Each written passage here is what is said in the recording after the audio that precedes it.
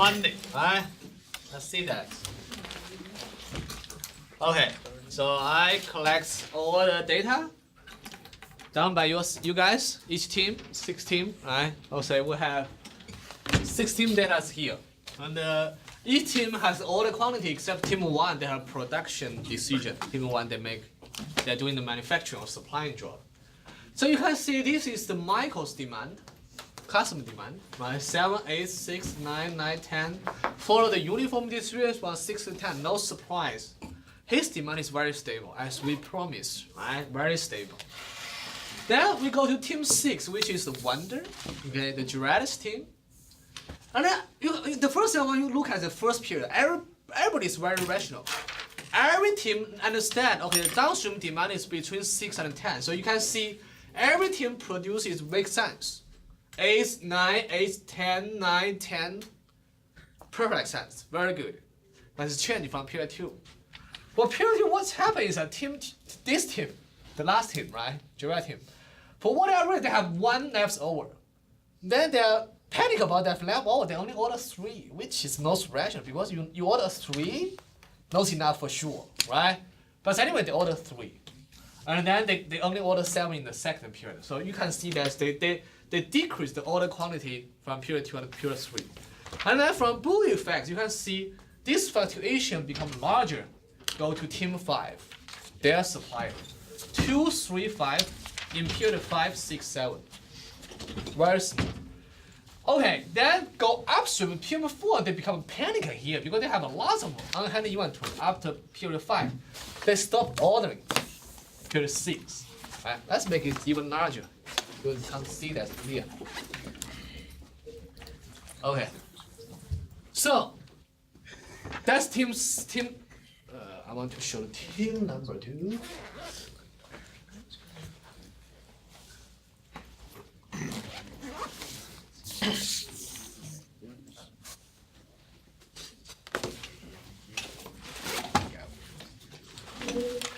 Okay, then we can see. So, and then move to team 3. Oh, they become panic after 1 period. Period 7, because period 6, they didn't receive any order. They say, oh, what happened downstream? Let's stop ordering, or almost stop. 2, 1, 2. Period 2, okay, manufacturing. Then they become so nervous. Okay, see, they only order 2. Let's stop ordering. 0, 0, 2. Then come back to the last team, right? Supply. They don't know what to do. They have no idea what's happening in the supply chain because they see 0, 0 for 2 consecutive periods. They're so panicked. They stop production. You can see the little fluctuation happen here from Wonder become larger and larger to the upstream. Clear? That's called Boole effect. That's you guys' rational decision. You guys are smart people, right? Teamwork, right? Some people do a spy job to try to get some information you shouldn't get. Even that, you can see that's our supply chain. You can't blame on the customer, right? Michael, right? He's very, very stable, easy to forecast. Look at you guys, right? Every team. From team 6, a little bit panic. Team 5, they still order. I still order 2, 3, 5. Why you want to stop production ordering? What has happened? Team 4, they begin stop ordering here. Team 3, team 2, panic. We can see the problem. Any suggestions after playing the game? How can we solve this or improve the supply chain? This is not healthy. This is very expensive, right? If everybody perform like that, this is not good. Anything we can do to reduce the Boole effects? We understand the Boole effects, right? Is fluctuation become larger and larger if we go to the upstream supply chain. Can we do anything in our game to improve our performance? Allow communication. What kind of communication? Pre-planning between the groups next to you. You mean the forecasting? Are you talking about forecasting? Anything else?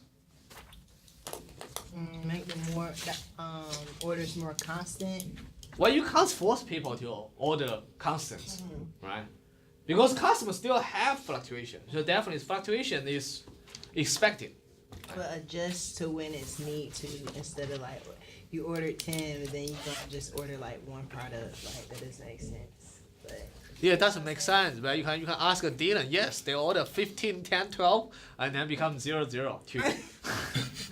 It doesn't make sense for you as upstream player, but it totally makes sense for them because they see the pressure from their downstream jump from 12.12 to 2.12. So it's really hard. You can do that by the contract say you have to order the minimum, right? We can do that because most industry can't enforce the partner to say I will order at least this. I order maximum like 20. Information sharing is very important. Beyond forecast, another information sharing is what? What information will hide during the game and useful for our partner. The customer's demand. Customer demand, yeah, it's useful. Sales data, basically sales data. Anything else? We hide. I give you some tool to hide some information, right? Inventory levels. Inventory, very good. But if you know your downstream inventory level, you have much better idea how many they will order, right? If you know they have a shortage, you know that you will order, they will at least order the shortage, right? If you know they have an actual inventory, you know they will order less. So inventory information, sales, forecasting, they're all good information. Good share. You should think about share. Otherwise, supply chain will be like that. It's a disaster, right? Another thing is that we can remove some middle players. Like we don't like Allen. Let's remove their team right, in the supply chain. When the supply chain becomes shorter and shorter, okay, it still have bullwhip effects, but the influence will be much smaller. Those here. Okay. Clear? Right? Question, comments? You think you're performing good? Let's see who is the champion. The total cost. Okay.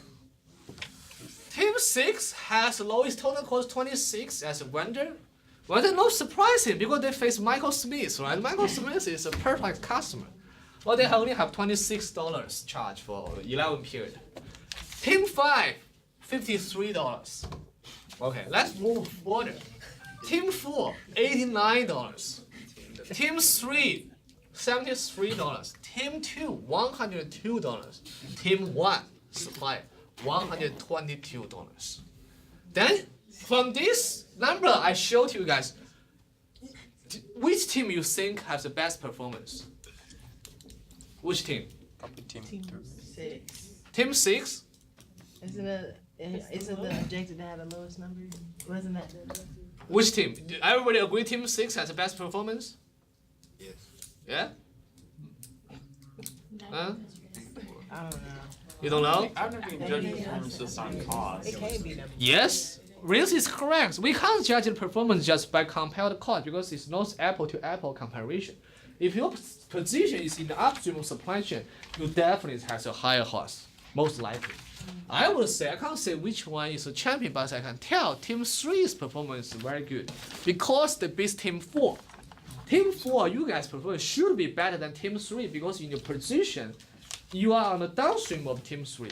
Well, Team 3 performance is even better than Team 4. And also, the gap between Team 3 and Team 2 is very big, which also can be a good indication that Team 3's performance is pretty good. I can't say Team 6 is good because that's our expectation. Michael is a perfect customer. Right? I also can't say Team 1 is the worst because it's also our expectation. Right? I can't tell. Right? As Rin said, it's not apple to apple. But I can say, if I compare the labor Team 4 and Team 2, I can say Team 3's performance is pretty good. That's what I can say. Okay? No champion, but you guys grab all my chocolates, right? Some will remember you guys. Okay, it's not me rob him. It's okay, our students. Anyway, he will never know that the first Halloween he got. Okay, so let's continue our study on chapter 16. Okay, everybody wake up. You understand why we should wake up? Because it's one of the most important chapters. So for the scheduling, right, is constrained by multiple system design and operations decision. Capacity will decide your scheduling availability. Your products or service design, or the equipment you selected, the people you have, how much training they receive, and the others are aggregate planning and master plan scheduling will affect our scheduling. So there's difference for scheduling between manufacturing and service industry. It's always begin from aggregate planning, okay, which usually is come from demand forecast. Okay, you have the forecast information. And then we transfer the algorithm planning to master production schedule for manufacturing industry. So we have the production plan. Right?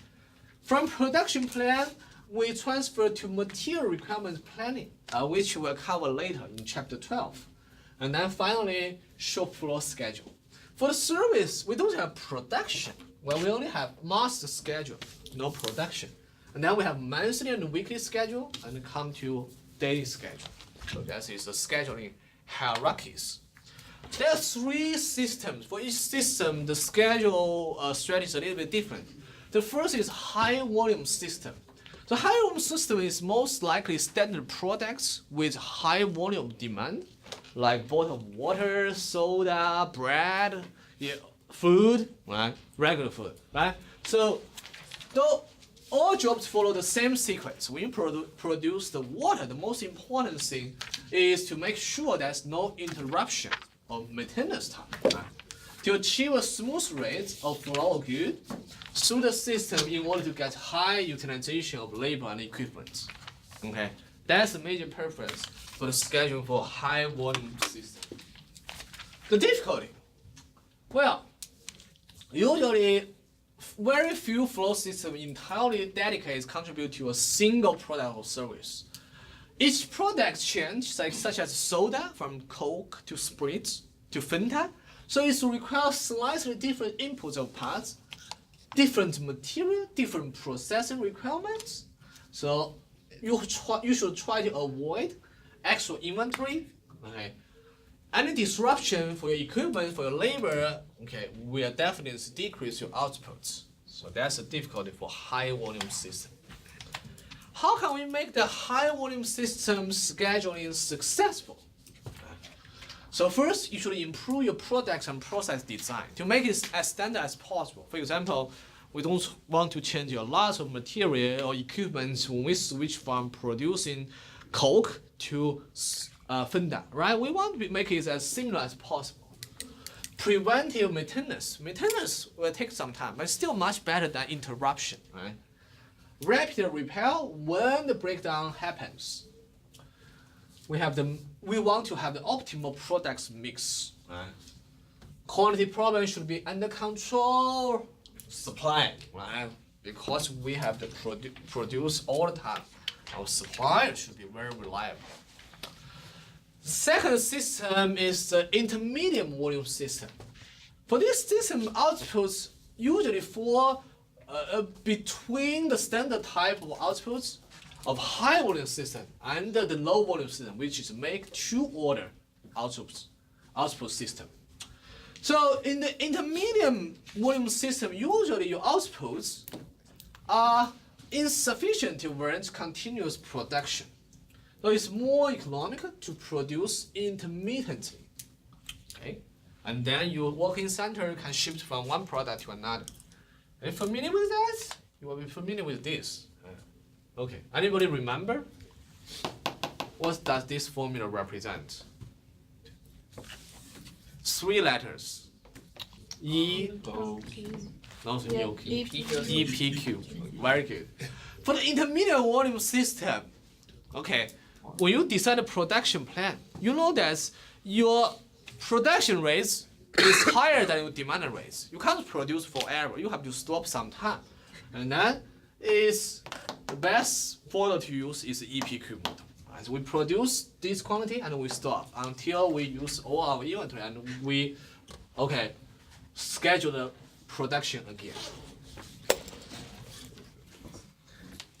Important factors for the intermediate volume system include setup costs, which the setup cost is very high. In the EPQ model, we know that if setup cost S is very high, then we want to produce more every time because we don't want to run the machine so many times. Usage is not always as smooth as assumed in the EPQ model. As we have talked about that. We assume the demand is constant, but in reality it's not. Some alternative schedule approach include base production on a mass schedule developed from customer order and forecast demand. If you have good demand forecast, you can do that. The last system is low volume system. Usually low volume system is like make to order. You place order, I make to you. Or maybe luxury brand, you are not just make to order. You have the waiting list. When we have labor ready, and then like 3 months later, I will make for you. Right?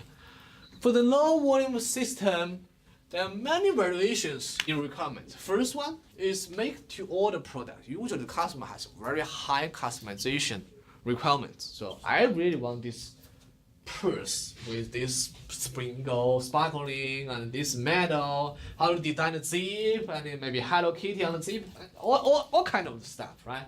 So it's very complex compared to standard high volume system. Processing requirements can be very high. Material definitely, that's a luxury brand. Processing time, process sequence, and setup. It's a very complex scheduling environment. Almost impossible to establish a firm schedule until the actual job orders are received from your customer. If they want a Lamborghini car, definitely this customer must have a lot of special requirements. Okay, it's really hard to make a standard Lamborghini car, right? So for the low volume system, loading is very important. Right? Loading is the assignment of jobs to processing centers. We use Gantt chart for loading. Right? So we'll see Gantt chart. How do you use Gantt chart? It's a visual display of the actual and intended use of resource in time period. So it is a typical Gantt chart. Okay? So this chart shows the loading and idle time for a group of machines, 1, 2, 3, 4. And when they have job, when they are still available, right? And sometimes it's under maintenance, so it's not available for scheduling. Okay, now I have a question for this simple example here. So if we have the new job, let's say job 11, come to our facility. Right? Job 11 require 2 days, continuous days to finish. First question, can we handle job 11? Can we do that? We can do that. Okay. Then which work center we should schedule job 11? Require 2 continuous days. 4. 4? 4? Everybody say 4? No other opinion? How about work center 1? Can we do work center 1 too? Yes? Okay, also we have 4 and 1. My personal opinion is definitely can be balanced. It's not the Bible or anything. I was scheduling work center 1. If you want to schedule work center 4, could you tell me why you want to schedule work center 4 instead of 1? Before I tell you my rations, why I select center 1. Well, I said 4 because you have more days available, so you Uh-huh. can spread it out more versus cramming it all into one work center. Okay, that makes sense. When you think about maybe interruption happening here, okay, that's good. Okay, let's talk about my reason to select center 1. Center 1 is only Tuesday, Wednesday, right? The reason, if I'm the manager, I want to schedule center 1 is that, okay, I don't know what will happen in the future. Maybe then new job come here. If I put job 11 in center 4, that means only 2 days available left. If a job comes, say they need 2.5 days or 3 days, I can't do that job. Clear? If I schedule in job center 1, I still have these 4 continuous days open. If I have a new job come, require a very long time period, I can still handle that. So I have risk control, right? I left that on purpose. That's my rationale. Definitely, it's very complex decision, right? You can decide, you can argue, right? We just give a simple example. You think about different ways, okay? Kayla's reason is also makes sense. If there's some interruption happen, that can be pretty hard for working center 1, right? Clear? Okay.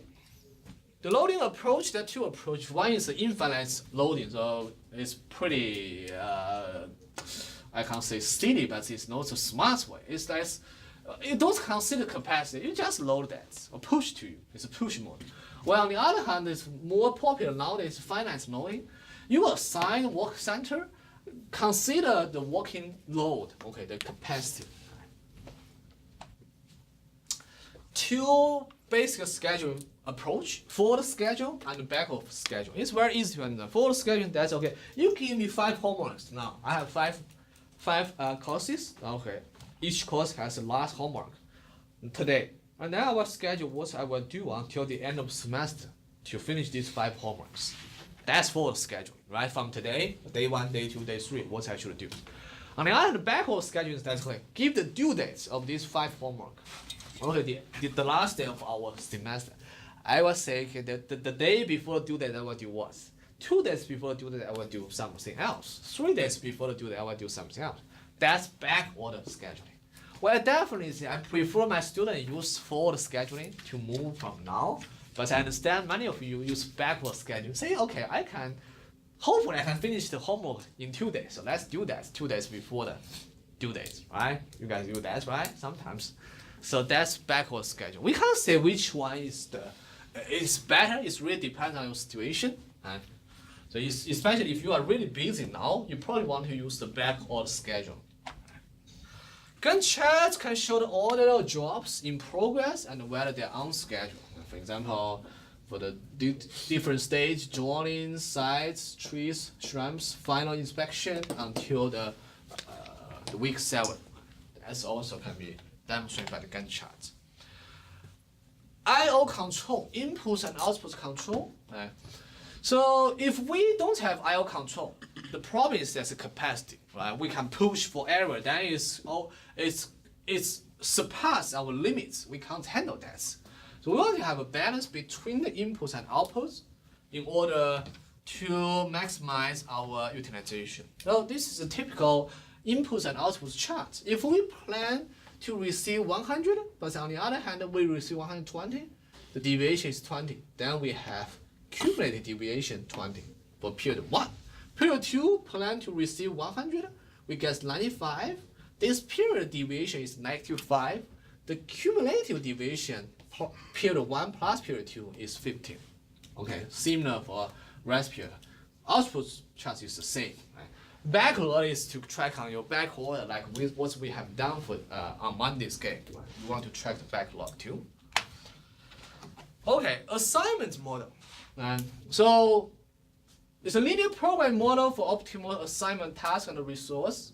Hierarchical method is widely used to match and identify lowest cost solutions. So we don't have time to introduce the detail of the assignment model, linear programming, and the Hierarchical method. If you have time, please read it in the textbook because it's very, very useful. But unfortunately, it will take some time, especially for the linear program. Okay, next we'll talk about sequence. Okay, now it's really everybody should pay attention. So the sequence to determine the order which jobs at work center will be processed. Before we decide the order or sequence, we need to guess the priority rule. Right?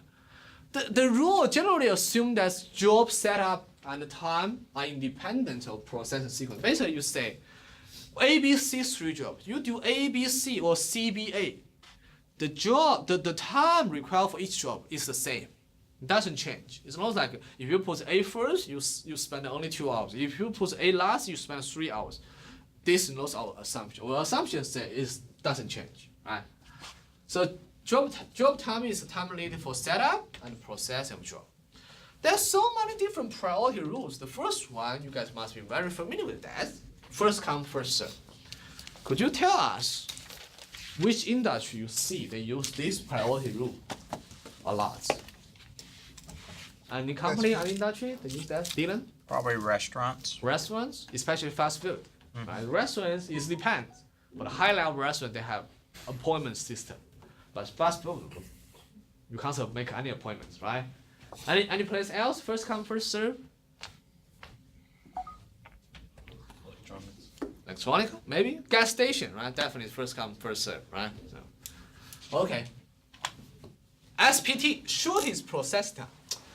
It's not like first come, first serve. So we are first look at our job, like your homework, right?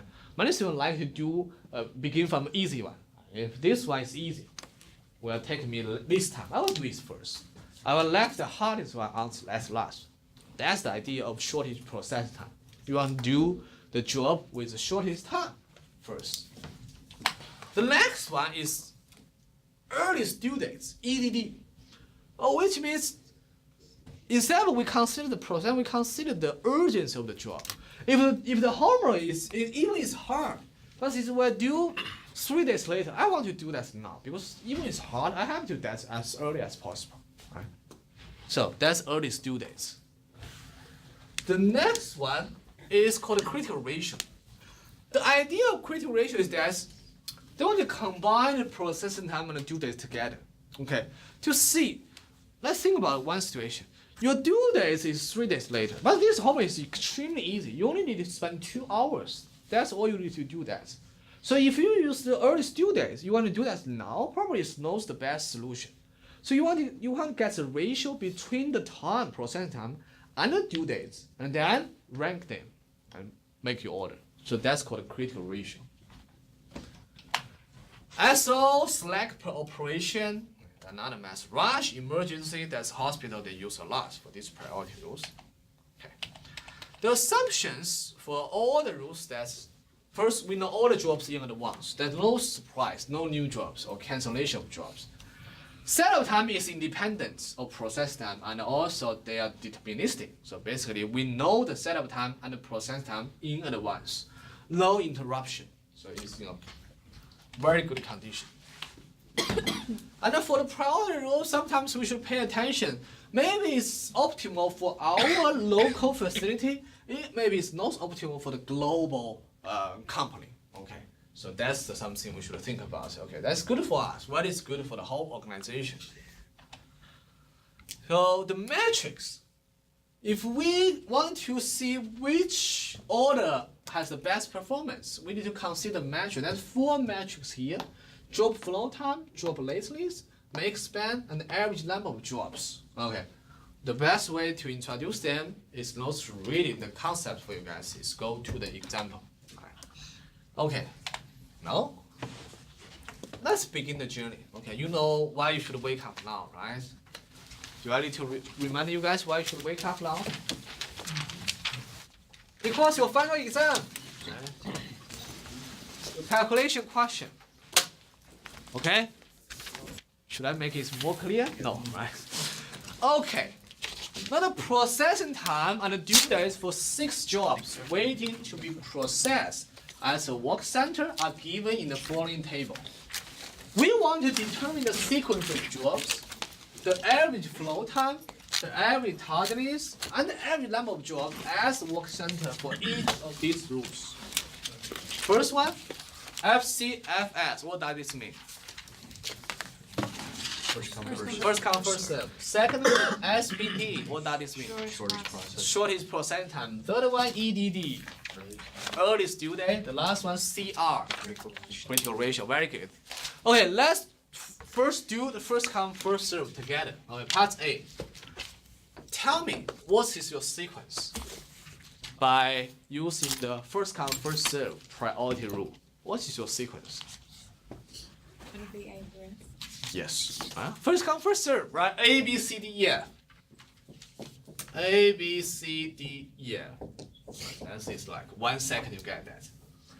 Then the next thing we have to do is to calculate the average flow time. Now, let me explain to you guys how we calculate the flow time. Right? Okay, you want to expand this table a little bit.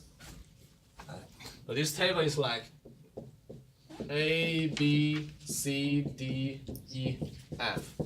It has the processing time, I will say PT, Q, 8, 4, 10, 5, 12. I want you to add a column, it's called flow time. You want to add this column, flow time. How do you calculate the flow time? So we know the processing time, we also know the sequence, then we can calculate the flow time. So the flow time for the first job is the time the job stay in our facility. It's 2 days. Clear? Job A come first, stay in our facility for 2 days, and get out because we finished job A. So its flow time is two days. Clear? Job A. Job B. How many days job B stay in our facility? 10. 10 days. Michael is correct. Clear? Why is 10 days? Two. Right? 2 plus 8. 8 plus Why is 2 plus 8? Because 2 is the waiting time. First, we don't process job B until we first finish job A. So job B waits for 2 days first, and then costs us 8 days to finish job B. So totally 2 plus 8 is 10 days. What about job C? What is flow time for job C? 14. 14. Okay, you got that. Job D, 24. Job E, 29. Job F, 41. Right. That's the flow time. Clear? So every flow time is very simple. Okay. Flow time. You have to first calculate the summation of the flow time. 12, 26, 15, 79. Okay, I'll do that again. 26. Okay. Okay, I see. 130. Double check. I may make a mistake. I'm not as good as before. When I was like in high school, good at that. So 130 divided by 6 is average flow time. It should be 21.67 something like that. Days. Okay. Somebody want to double check whether my summation is correct. Okay. So that's the first thing. Flow time, we get that. Second, we want to calculate the average tardies. Before that, we first see the due date, DD. Due date is 7, 16, 4, 17, 15, 18, right? And then that's the tardies. We want to create a new column, tardies. Job A. Do we have any tardies? Job A. No? So it's 0, right? So we meet the due date. Job B. Any tardies? No. No, 0. Job C. Yes. Yes. How many? 10 days. 10 days. That's why we need the flow time. Right? It's not like 4 days because it costs us 14 days finally to finish job C. So it's 10 days. Job D. 7 days. 7 days. Job E. 14, right? Job F.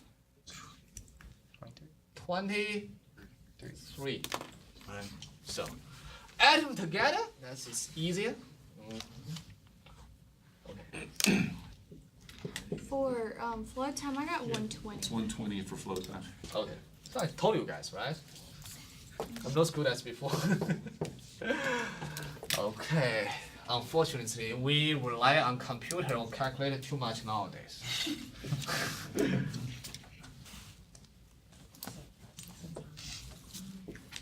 Okay. Thank you. Double check whether my tardiness is correct. I hope it's correct. Average tardiness, if my calculation is correct, as 54 divided by 6 is 9 days. Correct? Right? It's 9 days for average tardiness. Question? No? Can you explain how you got the tardiness? Sure? For example, job C, right? Job A is easy because your due date is 7 days, right? You finish that at the end of the second day, so you have no tardiness. You catch up with due date. Same for job B. You finish it in 10 days, the due date is 16 days, so you have 0. Or job C, you finish it at the end of 14 days. Well, the due date is 4 days, when the beginning, right? So we miss the due date for 10 days. So the tardiness is easy to calculate. The difference between the flow time and the due dates. Clear, Sydney? Okay. Clear for everyone? Tardiness? Good? Okay. So last one is really tricky. It's to calculate the average number of jobs at the work center. Average number of jobs. Okay. So to calculate average number of jobs, ideally, the silly way is that way, or theoretical way is that way. So we have 120 days, right? Not 120 days, 41 days. From day 1 to day 41, we finish all 6 jobs. So to calculate during these 41 days, every day, average speaking, how many jobs in our facility is that way. Day 1, how many jobs in our facility in day 1? Day 1, the first day. How many jobs do we have? 6. Day 2, how many jobs do we have? 6 again, right? Day 3, how many jobs do we have? 5, right? Until day 11, we have 4, right? Because we finish AB. So that's in 41 days. Theoretically speaking, you count every day how many jobs in our facility from day 1 to day 41, and then you take the average of these 41 days. That's the average number of jobs we have. Clear? It's theory. It's by the definition. It's that way. But we don't need to do that in this silly way. You don't want to count every day in 41 days. It's pretty silly. So what we can do is here. Okay. So what we can do is to use the total flow time, 120, the flow time, divided by the total processing time, which is 41. So if you add them together, you should get 41, right? This together is 41 percent time. So it's 120 divided by 41, you should get 2.93, something like that. That means your average speaking, in these 41 days, you have 2.9 jobs in your facility.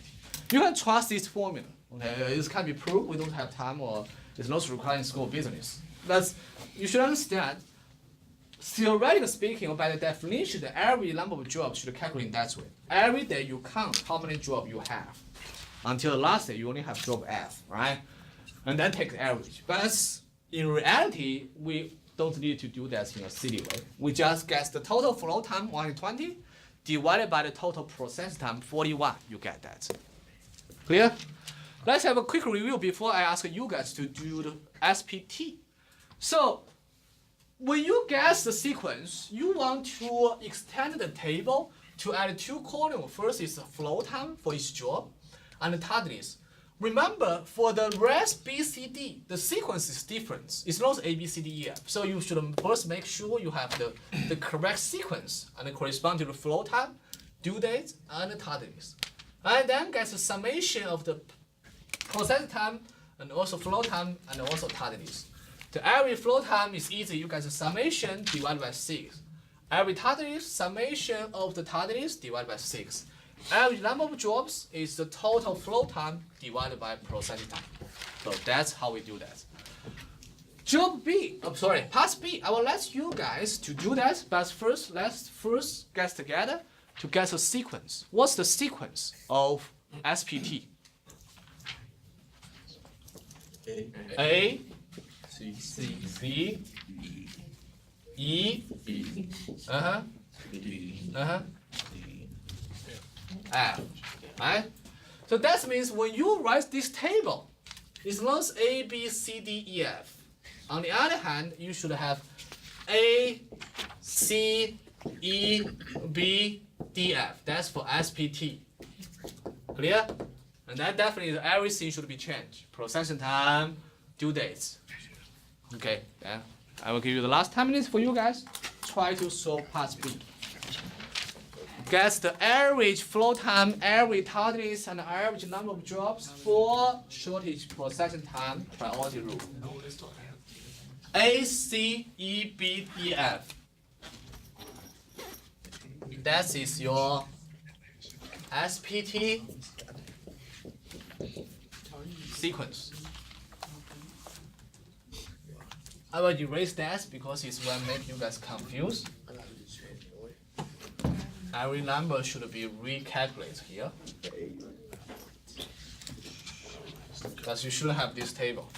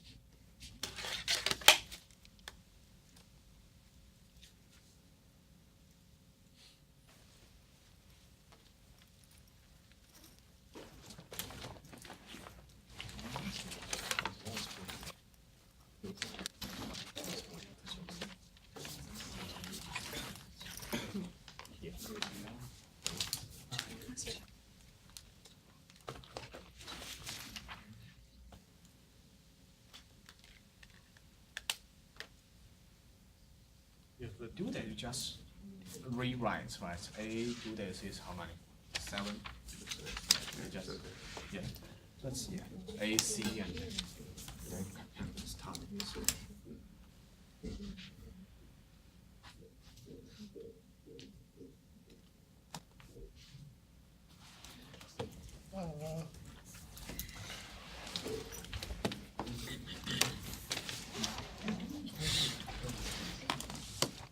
That's it. That's possible.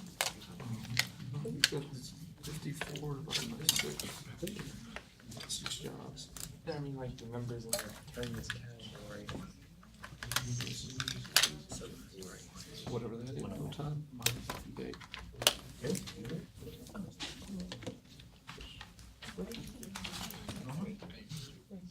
Good try.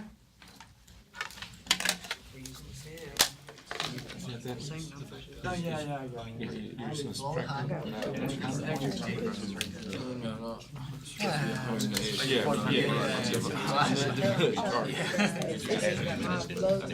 put there, flow time? Yeah, I know. Yeah, that's what I got. Okay. Yeah, target is the flow time on 2 days. It's 0, that's right. That's the 2 days, right? Because 2 days flow time is less. So the difference between the flow time and 65. Okay. And also this is wrong because every flow time is you sum them together. The 41 is last job's flow. You sum them together divided by 6. Yeah. Summation the flow time for all the jobs. Good job. I can see a progress during the semester. Oh, it's been okay. Don't like this class. That's It's okay. It's okay. I know it's not your field. Do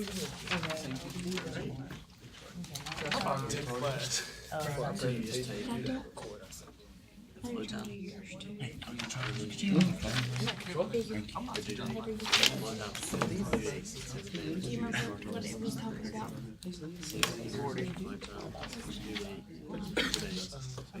How do you Yes, how you much have to job calculate and every that and your flow time, every target, and every number of jobs.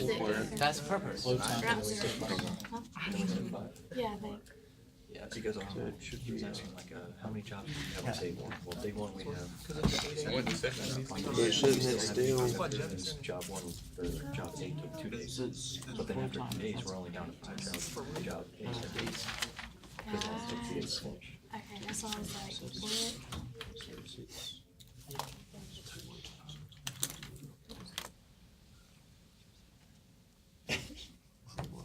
We need to do that with it, so.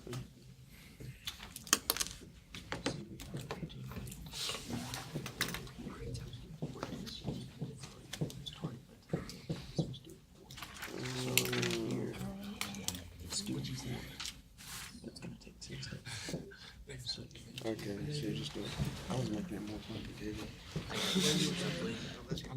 Yeah, the first time is the list. So the second one, they were targeted, it was 2 days, That one. right? That's 2 days, like 2 days. Yeah, the first one, I said the second, 14, and then that's 0. No, that's 3.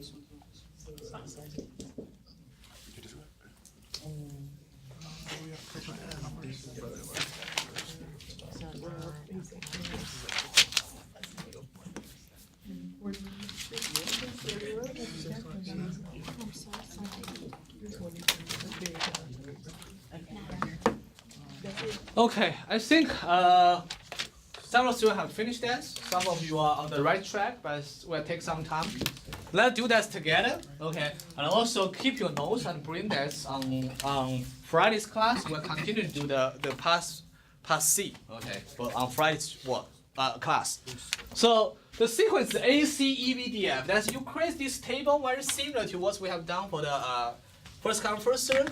The flow time is 2 for A, 6 days for C, 11, 19, 29, 41. 41, always 41 because you finish 6 jobs, no matter what's your sequence, you finish the last job as the end of 41 days. you guys' summation of the flow time should be 108 days, right? Similarly, you calculate the difference between flow time and due days. You guys 0 days past due for A, 2 days past due for C, 0 for E, 3 days for B, 12 days for D, and 23 days for F. So totally 40 days. So average flow time, what is your results? Average flow time? Anybody can tell us? 18 days. Okay. What about average tardiness? 6.67 days. Average number of jobs. 6.3. Very good. What? Flow time divided processing time, 2.63, right? Okay. Then we have this measurement. We compile this with pass A, first come first serve, right? Can anybody tell us which priority rule is better based on our results? Which one is better? SPT. In all these three measurements, you can see every flow time definitely the smaller the better, right? Once you finish all the job together, faster. 18 days compared to 20 days. Win, right? Every tardiness, average we miss 6.67 days for 6 jobs. But for the first come first serve, we miss 9 days. That's good. Average number of jobs 2.63. That means average speaking, we only have 2.6 jobs in our facility. Well, first come first serve, we have 2.9 jobs. So you can see in all these measurements, it's better than first come first serve. We'll discuss why it's better. It's no surprise at all. On Friday's class, bring your notes today and continue our work on the part C on Friday. I'll see you guys. Also, you want to meet with your teammates, schedule a meeting time, and then prepare the case next Monday. The next Monday. Yeah. You have 3 group I projects. think Tony is here. Wait together. Maybe suggestion for maybe like one. Fight. As far as